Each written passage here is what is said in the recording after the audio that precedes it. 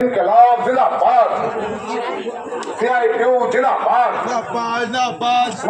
Smart meter বাতিল সহ 3 দফা দাবিতে তিলিপাড়া বিদ্যুৎ দফতরে অবস্থান বিক্ষোভ ও ডেপুটেশন কর্মসূচি সিআইটিইউ নবদ্বীপ আঞ্চলিক সমন্বয় কমিটির।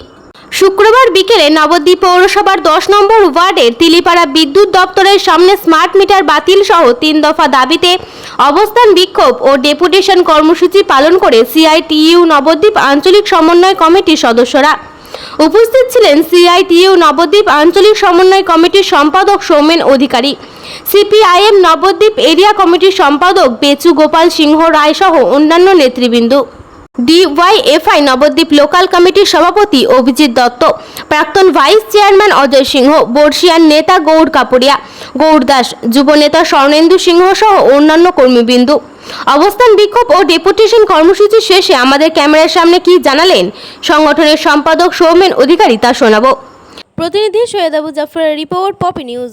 আপনারা জানেন যে যখন থেকে ভারত সরকার এবং আমাদের রাজ্যের সরকার মিলিতভাবে যে দানবিক স্মার্ট মিটার মানুষের বাড়িতে বসাচ্ছে, আমরা এর বিরুদ্ধে প্রতিবাদ জানাই যে স্মার্ট মিটার বসানো চলবে না।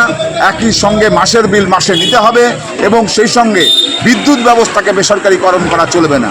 আপনারা জানেন এই সময়কালের মধ্যে স্ল্যাব কমিয়ে দিয়ে কিভাবে সুকৌশলে বিদ্যুতের মূল্য বৃদ্ধি করছে এই সরকার, এবং গরিব সাধারণ মানুষ যারা বিদ্যুৎ ব্যবহার করতে এতদিন পর্যন্ত স্মার্ট মিটার যদি বসে, ঠিক জিও কোম্পানি যেমন ফোন দিয়েছিল 39 টাকা থেকে আজকে হয়েছে প্রায় 200, 250, 300 বাড়ছে, ঠিক ওই রকম ফোনে যেমন টাকা ফুরিয়ে গেলে কথা বলা যায় না, বিদ্যুতেও ঠিক এরকম ব্যবস্থা নিয়ে আসতে চাইছে রাজ্যের সরকার স্মার্ট মিটারের মাধ্যম দিয়ে। আমরা তীব্রভাবে প্রতিবাদ জানিয়েছি, এই জিনিস করা চলবে না।